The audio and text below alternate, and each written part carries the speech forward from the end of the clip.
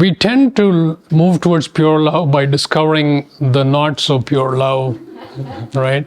We're almost like, that I thought was love, but it didn't work out, so it's obviously not. Okay, let me try this variation and this variation. We almost go down that path, but each time we're actually stepping closer to pure love, because we kind of are starting to sense it, even if we can't say anything about it.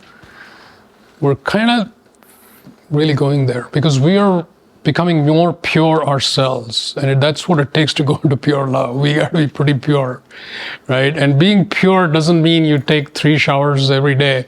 It's being pure is it's this crisp, clear consciousness, right? Which doesn't have agendas, which doesn't have smallness. When you're like that, you're pure, and pure love is just a natural thing. It just happens. Now, if we look for it in, oh, does that mean the conversations go really well? Then we're trying to nail it down with structural things. That is always a risky business. Conversations will generally go better, it's true. But if we say conversations have to go well, not quite true. So you can never define something pure with something less pure. The pure love, it transcends everything. So what are you going to use to define it? You don't have the words and the alphabets to define it.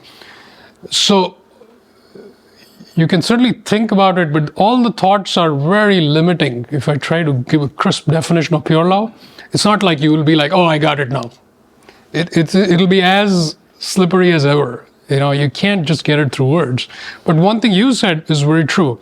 At the end of the day, pure love is just a choice, is one way to talk about it. It's just a choice. You don't look for reasons to say, okay, now I'm going to step into love. You just say, I'm going to go there, just like that. No reason. There's no reason. That's pure love. That's pure love. That's one way to put it. But what does it actually feel like? You can't really say that. It's not always warm and fuzzy. Yeah. It's not. All those are, again, movies and romantic novels. When there is flow in a relationship, something feels so good. Something feels really good. And that's about as far as I can go. It's very hard to say. But it feels like, and you probably even had business meetings where there was that flow element. It's not like everybody agreed with everybody. That's not necessarily flow. But it felt like the ideas were circulating in a way that was positive. So in the context of a personal relationship, it's not so much like a business thing, but it's the energy was generally flowing in a certain way that felt right. And that's already getting a little bit into structure, which is a slippery slope. But we can feel it. Our heart can feel it. And just to contrast it, to make sure we don't have another idea, it can also look like conflict, and there can be flow.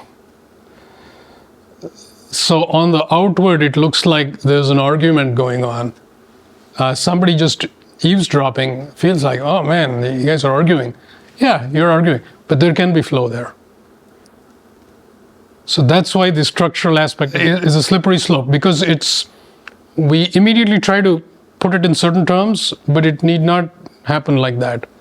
So there can be outwardly an argument, but there's flow. So it can be, almost anything can be going on outwardly and there can be flow. So how in the world can we define flow? So generally speaking, pure love can exist even when there's no flow or no communication happening, let's say, which in the physical plane seems dysfunctional, like something is not going right here. And we would try to obviously address it. But from a pure love perspective, there still can be pure love. And the relationship looks like that today. And just to make it a little more concrete so that you don't think this is purely theoretical, there's lots of situations where a child going through the teen years, it gets a little estranged from the parents. And sometimes there could be maybe even substance involved.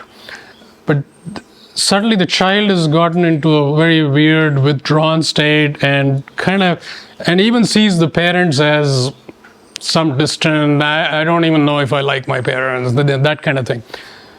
But the parents can feel tremendous love. And in fact, there can be pure love there. But on the physical, finite level, it looks dysfunctional. So you can see how pure love overrides and supersedes.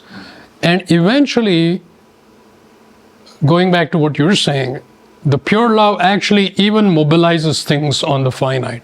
So it's not like, disjoint and disconnected. So the pure love, it itself is always there, it's untouched.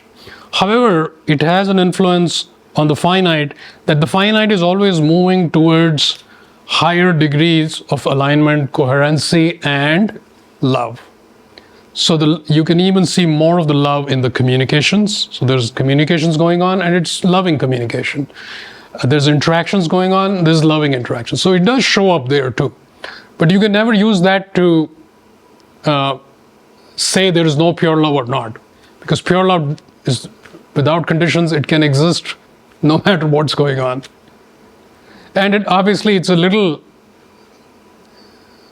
pretty high standard. In today's world, you will normally see more structural definitions. If you go to psychology, they tend to be very structural. This is pure essence stuff. But I think the real answers to me always lie there. The more satisfying, deep, true answers lie there. And whether we feel we're not quite there, it doesn't matter. It's still worthwhile going towards that, no matter what. Because that's the truth. If you're 100 miles away or 1,000 miles away, it doesn't matter. You want to go towards the truth. And maybe you're pretty close to it. You never know. When you choose light, life becomes increasingly joyful, purposeful, and inspired. I invite you to join me to explore the realms of light, the infinite possibilities that light offers.